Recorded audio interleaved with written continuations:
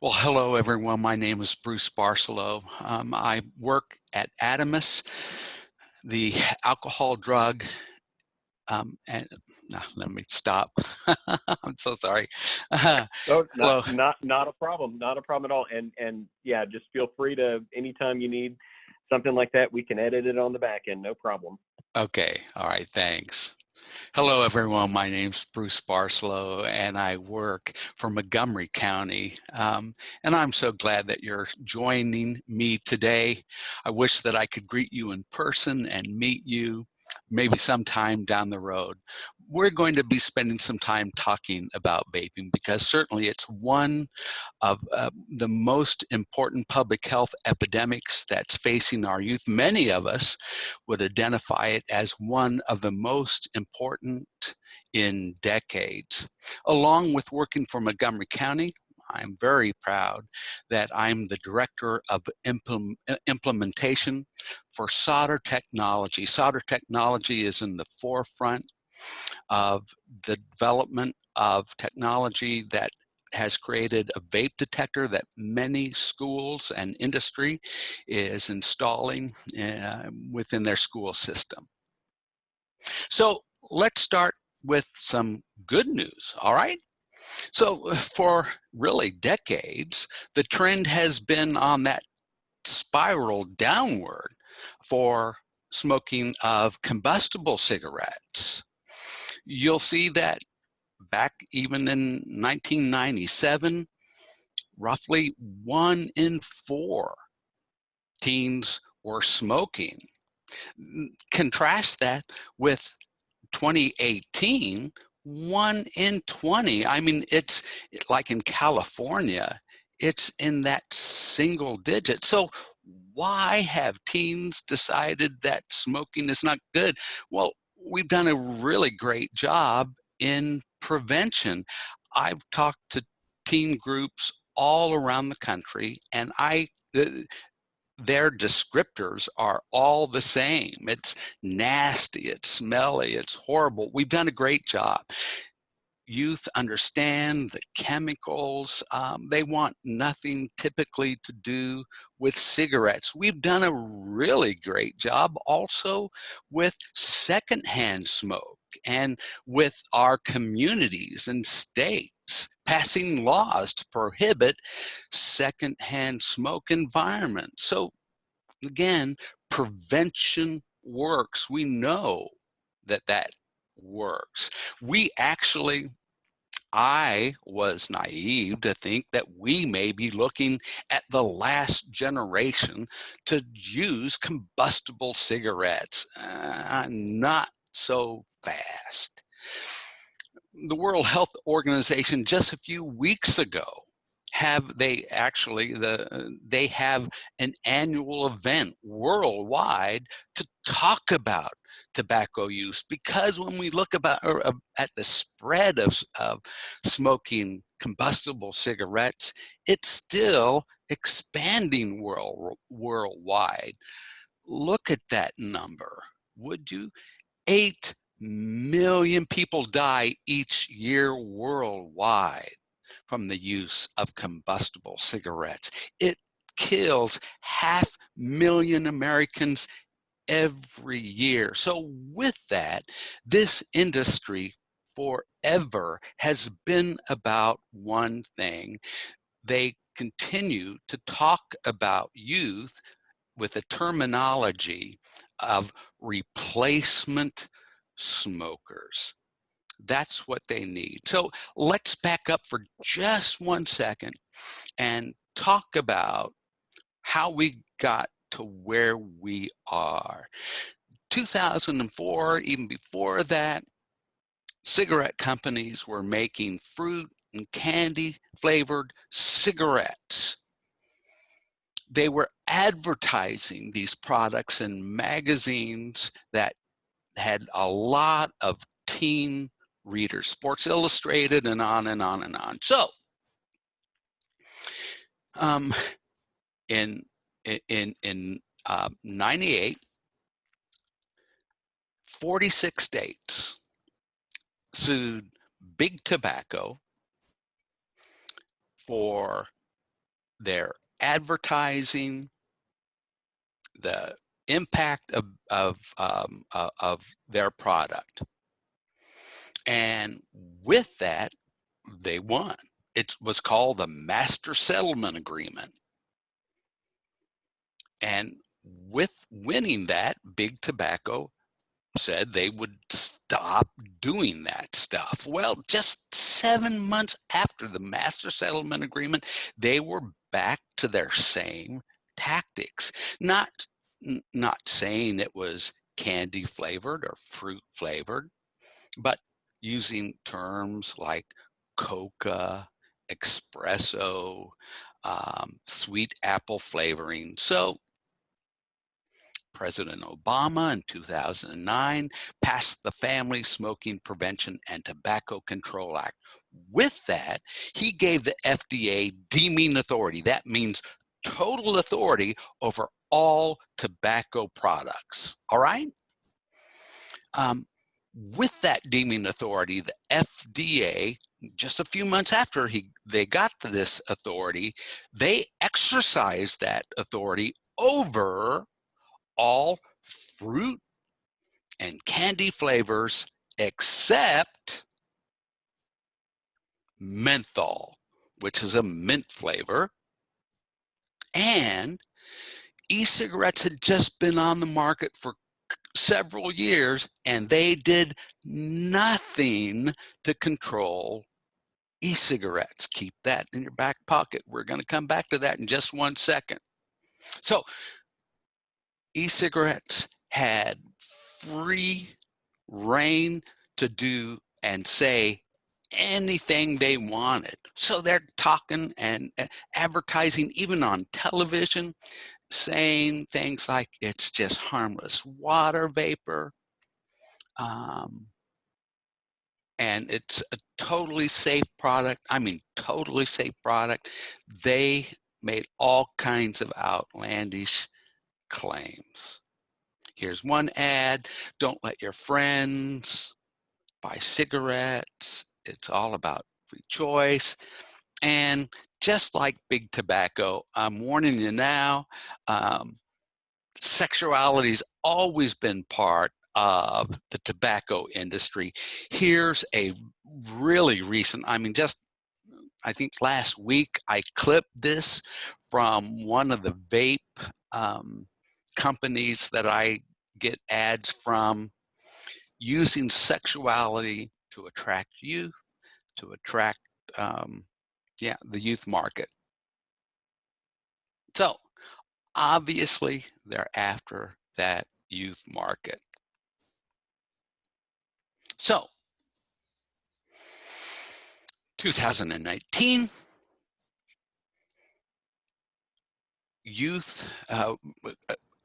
several youth started to have seizures because of the high nicotine content in e-cigarettes. July in 19, we started to see some youth-related illnesses. We call it EVALI. There were over 2,000 hospitalizations, 68 deaths that were related to vaping. So Alex Azar, the Director of Health and Human Services, made this statement saying we've never seen an epidemic of substance use happen any quicker than we've seen around e-cigarettes. So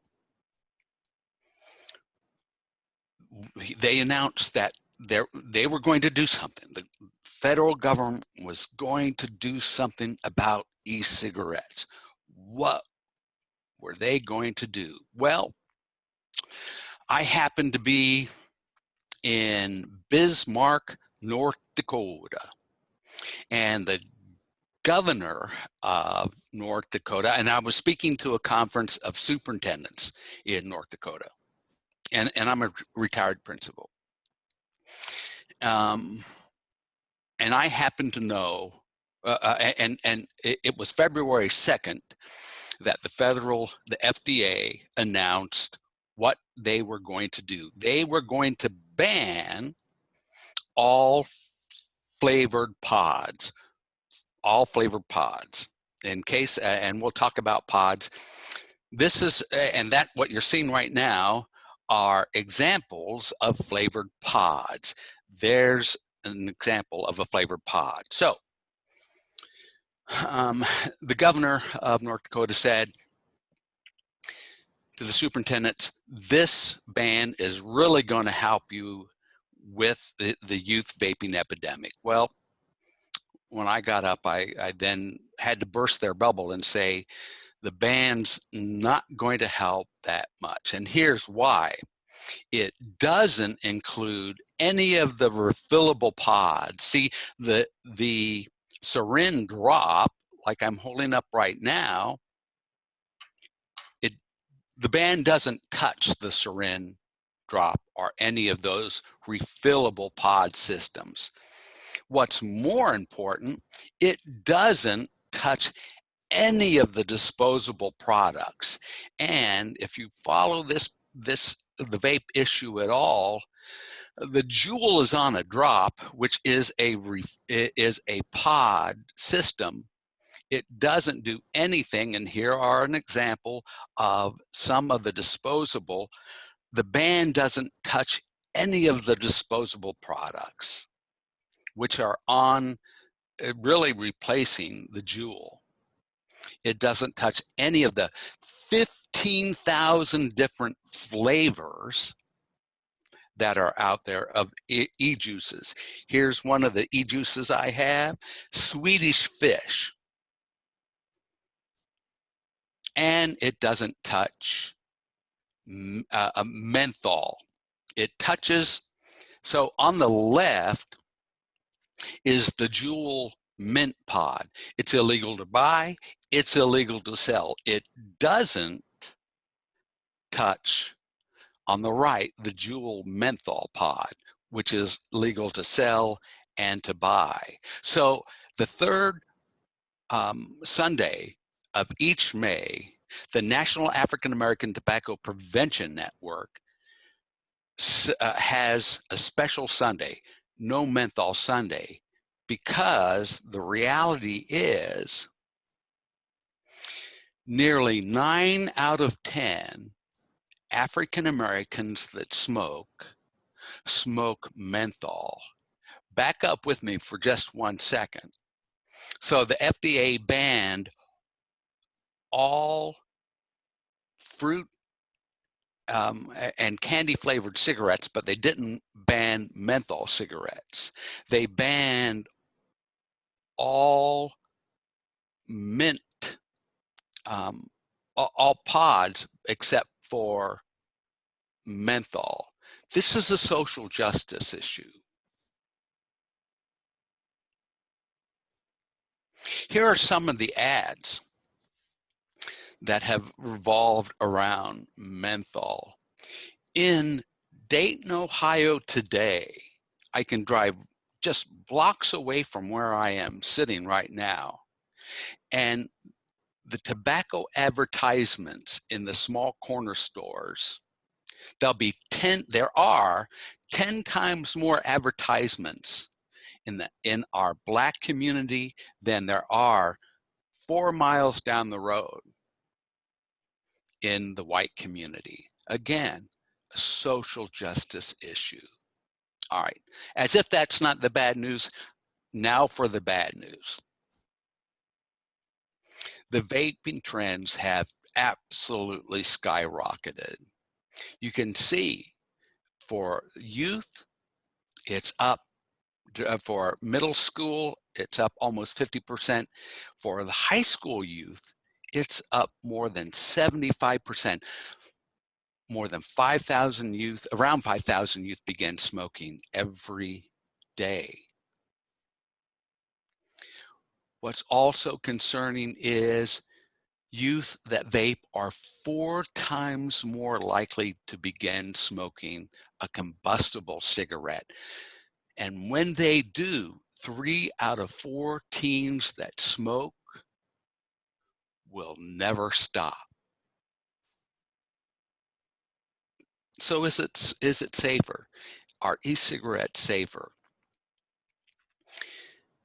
When COVID started, because of the risks of that vaping cause, the states of New York, New Hampshire, New Jersey, and Massachusetts banned all flavored e-cigarettes. And what did the vaping companies do? Here's what one vape company did. They advertised, they had this advertisement: "We love New York." They said, "Your government may not love you, but we sure love you." Here's what another company did. They started giving away free masks with every vape order. And then they also advertised, "We're giving away free masks to to first responders." There were other vape companies that were giving away respirators and all that type of thing. Shameless promotion for what? For e-cigarette vendors. They're shameless industry. So just a couple slides for those that aren't familiar with the evolution of e-cigarettes. They were patented in China in 2009. Han Li, a pharmacist, came to the United States.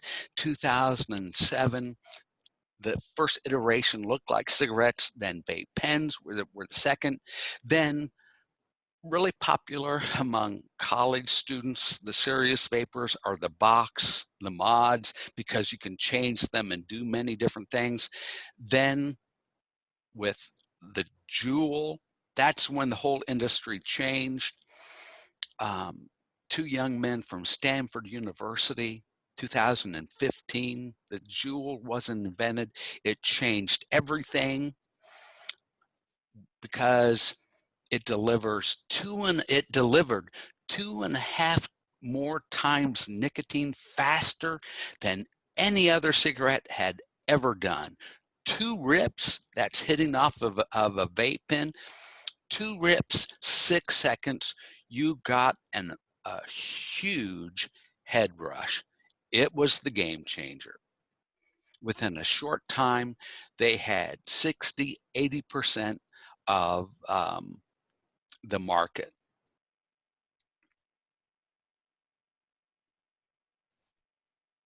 And so, of course, with the Juul, within a very short time, they had all kinds of competition.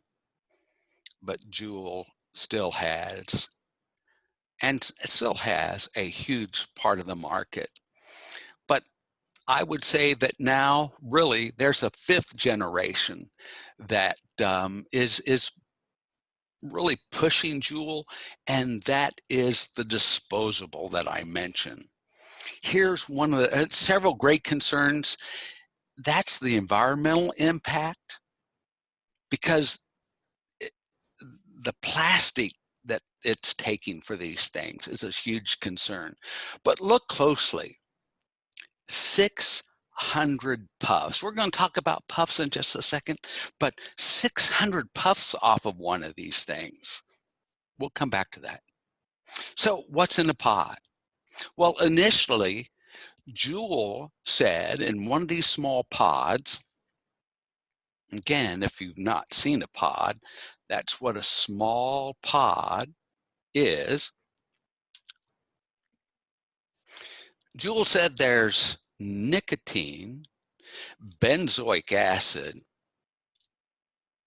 and benzoic acid, what benzoic acid does, it bonds with the nicotine to get it to the brain fast.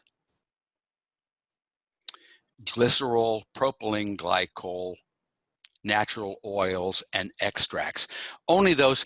Then the chemists from Stanford University came up with 59 additional chemicals in a Juul.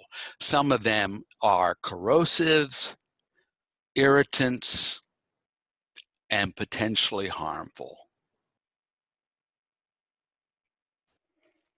Glucan being one of them.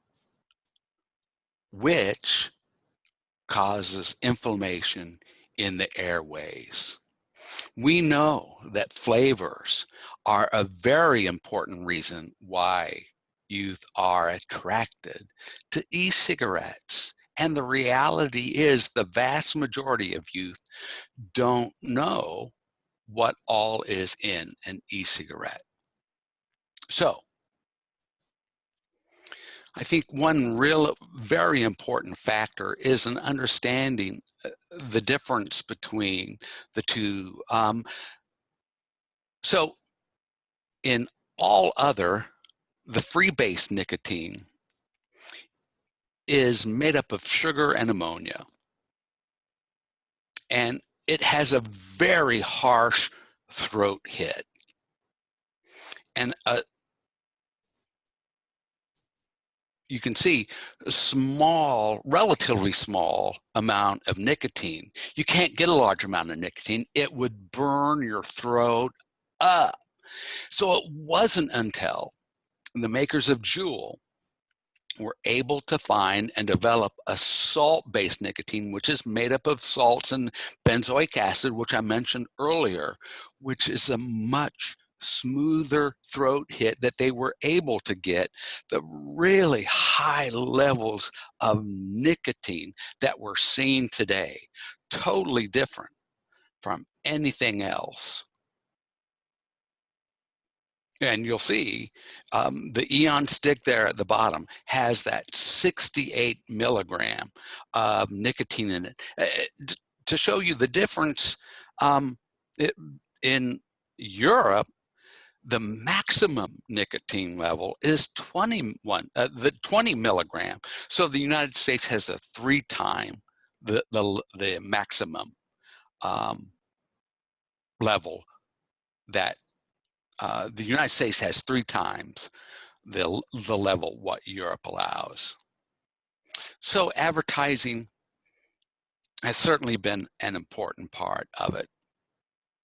That's a Juul ad, some other brands, the blue.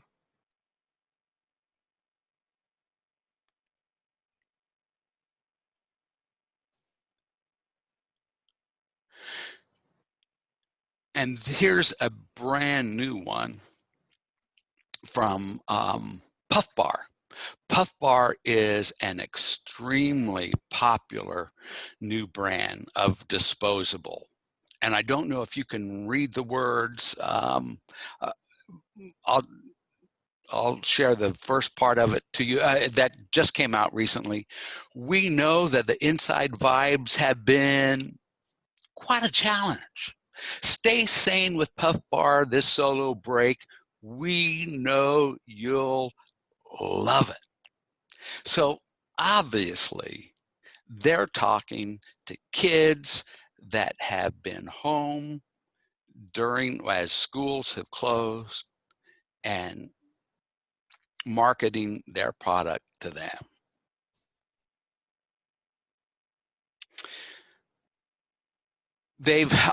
I've found it actually, the maker of Juul, Monsees, one of their founders, gave testimony before Congress, and I was asked to be there that day, and I couldn't make it. As he gave testimony, he said, "We have never marketed to youth." All right? Well, the Attorney General for Massachusetts did a deep dive into their records. Actually, FDA was able to, they raided their offices and confiscated their records. In Juul records, we now know that their early campaigns, before they were on any of our radars, they advertised to Cartoon Network, Nickelodeon, Nick Jr., homework websites, on and on and on. So blatantly lied to Congress about not ever knowing that they were absolutely marketed to youth. So I'm sure you've heard that old adage, you can lead a horse to water, but you can't make him drink. That's exactly the, the formula that big tobacco and big vape has done. They've led youth to the water with advertising.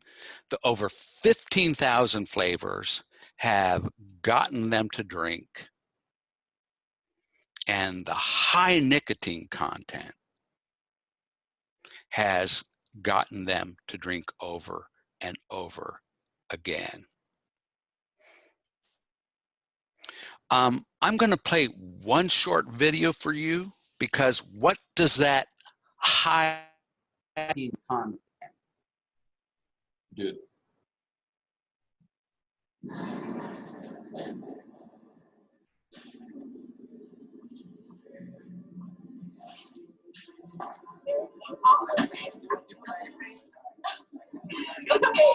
Okay, fine. Okay, so you go up to him and you say, "You're better."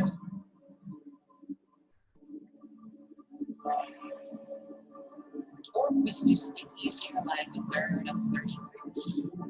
No. Yes! There are solids, liquids, gases, plasma, liquids. Now, states of matter are comprised of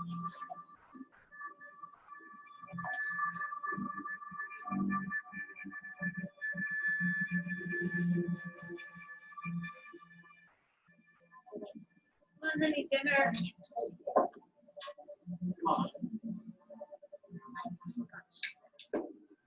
Headphones, please. Headphones, buddy. Headphones. Come on. what? Hey! Oh my. Okay, that's good. What kind of movie? What were you doing? It was fine. I don't really want to talk about it. You never want to talk about it, Trey. I said I don't want to talk about it. Wait. Trey, what are you doing? Just get out! What is going on with you? Get out! Listen to me. Get out of my room! Get out of my room, okay? No, I will not get Get out! Get out! Get out! Okay? Trey, what? You want me to talk? I told you to talk. Yes, darling. Hey, Get out! no. Lie! I'm not lying. I didn't say anything.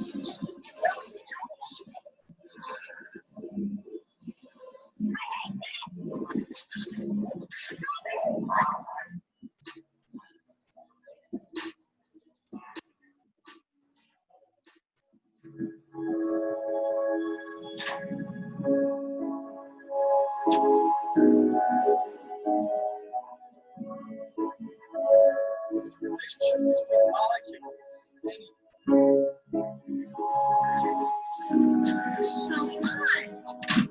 Open the door.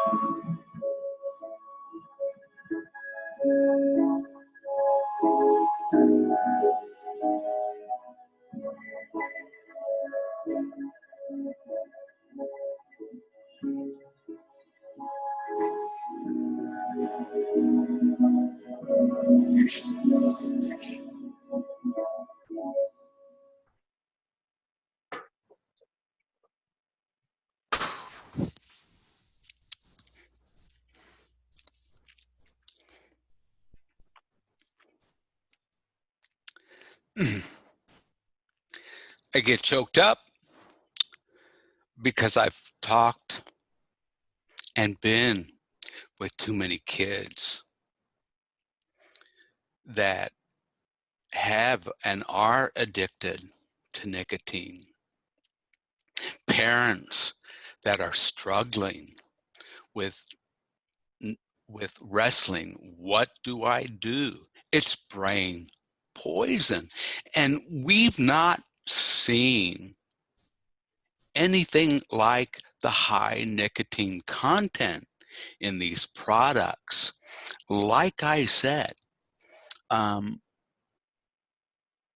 it's totally different from cigarettes, because cigarettes have we know when it's done and we extinguish it. Some of these new products that have 500 puffs to it, it's a totally new ball game.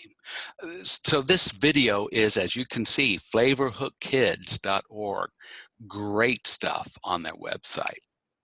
So I'm going to talk about several different programs out there, curriculum that is really excellent. The first one that I'm going to share a little bit about is Catch My Breath. I'm going to show you just several of the different slides from that curriculum. These are some slides from the 6th grade. So there's some middle school curriculum, middle school and high school curriculum. Harmless, less harm, harmless. I love this set of slides where it talks about in the beginning things that you may say. In reality, 25% of teens who get addicted to nicotine are hooked within a month. I've seen individuals hooked much sooner than that. 3 months later, the reality, 75% are still using years later. So again, just really good information for those 6th graders. I think this is real important as well, because no matter who I'm talking to, there's a perception, and I've dealt with a lot of athletes. It seems like a lot of athletes are using these products. I don't know if it's performance anxiety, if it's just that pressure, the peer pressure, whatever it is, but there's a perception that everybody's doing it in some communities, certainly. So it's real great to ask this question. Ask them to guess the percentage of how many you're using. I did this with a group of, I think it was around 200 fifth graders. I asked them this question, and it was outlandish. I mean, all kinds of guesses, many of them guessing 100%, 90 or whatever. And so then after revealing the answers, that it was only a little over 10% of middle schoolers and a little over 27% of high school. And then I asked them, then why did they think they overestimated?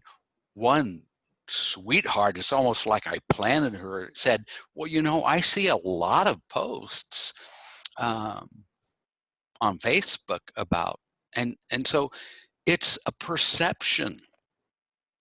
So anyway, that's great stuff out there. Catch has added some wonderful lessons about lung infections and COVID. So I'm not going to read them to you, but some great stuff out there. Then I wanted to touch base specifically to those of you, to students that are voting delegates for the service learning projects. I hope by now, through this presentation, you've been able to identify that vaping impacts not only the 5 million active users, but everyone whose lives it touches. Catch My Breath is the only evidence-based youth vaping program and focuses on skill building and youth empowerment and advocacy. The service learning projects are a great way for youth to get actively involved beyond just raising money and build important professional and personal skills while helping their peers avoid this epidemic. So I understand that you vote. So I encourage you, please vote for the Catch My Breath Service Learning Project. So Let me just share a few slides also from the Stanford Tobacco Prevention Toolkit.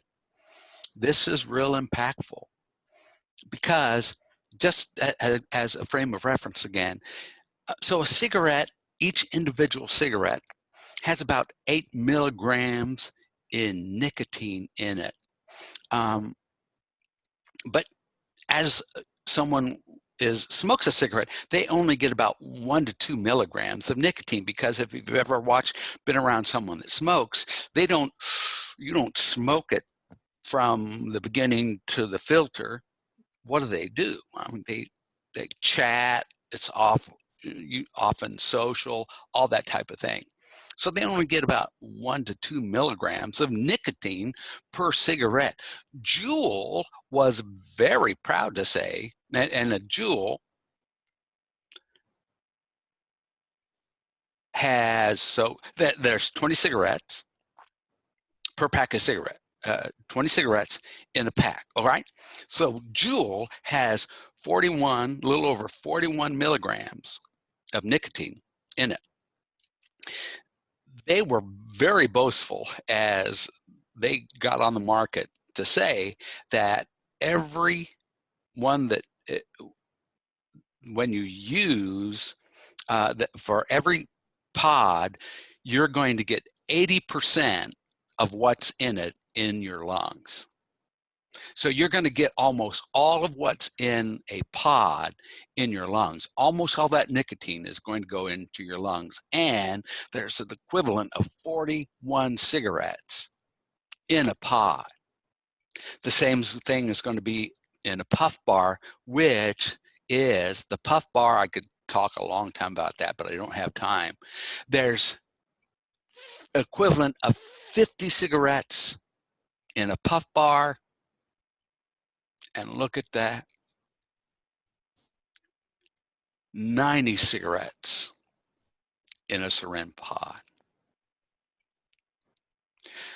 I'm not going to talk about this. We don't have time, but the reality is, I just want to show you the great graphics in the Stanford Toolkit around nicotine in the brain, how within just seconds of taking the puff, nicotine is delivered to the brain, dopamine is released to the brain, but nicotine is short-lived as you continue.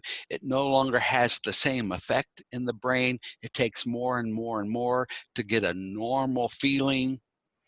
So the cycle of nicotine and addiction is you have to have a hit. That nicotine is delivered to the brain, but it's short-lived in the brain, and then it takes, the brain tells you, I need more and more and more, and the cycle just continues. I don't have time for this video. I'll make sure you get the link for it, but it's a great video from the American Heart Association. It talks about how vaping is more of a mental health issue as really as it is a health issue. There's one student in it that talks about, she was afraid to tell anyone that life isn't easy, but addictive chemicals won't get you where you want to be.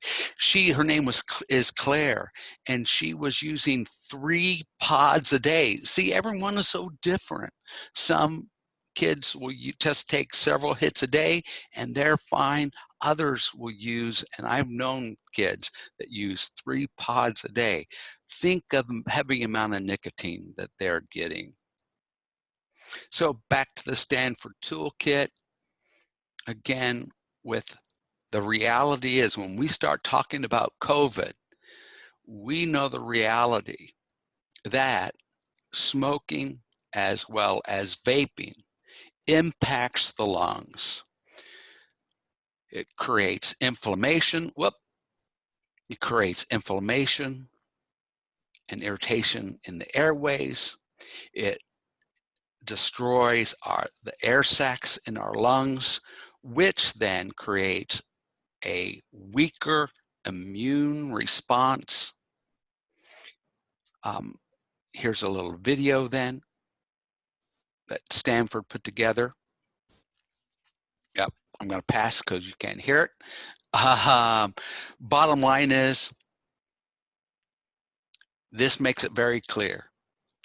Smoking or vaping damages the lungs. It compromises your immune system, which increases the risk for lung infection if you can contract COVID, and that then means a potential of a more severe case of COVID. So for schools, what I advocate is to reframe this issue of vaping or tobacco use not as a discipline issue, but as a health issue. It's also important to realize that really, and I think this is low estimated, that a third of those that vape are going to use a cannabinoid, THC, marijuana. Again, alternative to suspension instead of suspending students is so important. Youth that want to quit, the Truth Campaign, Ditch Juul, is a great way to go. Parent Resources, this is a great organization. Parents Against Vaping E-Cigarettes is great. I just love this graphic more than anything else. Is it safer? Well, really, we don't know yet. But more importantly than anything else, the FDA said it's not a great way to quit. So anyone that says it helps you quit, not so fast. I think what's real important to understand is that for most youth, they can buy it locally. 3 out of 4 can buy what they want locally. They know where to get it. And my experience is, I've talked to youth all over the country. They can get what they want when they want it. When we talk about easy to conceal, that shows the watch. I have that watch. You just simply pop it off, and the e-tank is right there. There are all kinds of different gadgets like the pen, on and on and on. So I guess the takeaway points for today are the reality that the CDC has said it's not safe for anyone to use. The risk to youth, long-term implications. The cessation claims are unproven. Secondhand vape is just as dangerous as secondhand smoke, and it's going to take a lot of research. Listen, we have over 50 years of research, much more than that, for smoking. We're just beginning the research on vaping. So it's going to take time for us to know really what the dangers of vaping are. So it's been great to be and to spend time with you. You have my contact information on this slide. I hope if you have any questions that you feel free to contact me. I'd love to answer any questions that you have. And it's been an honor and a privilege to spend this time with you. I wish the very best for you. Again, thank you for this opportunity to spend some time talking about this important public health issue. Take care.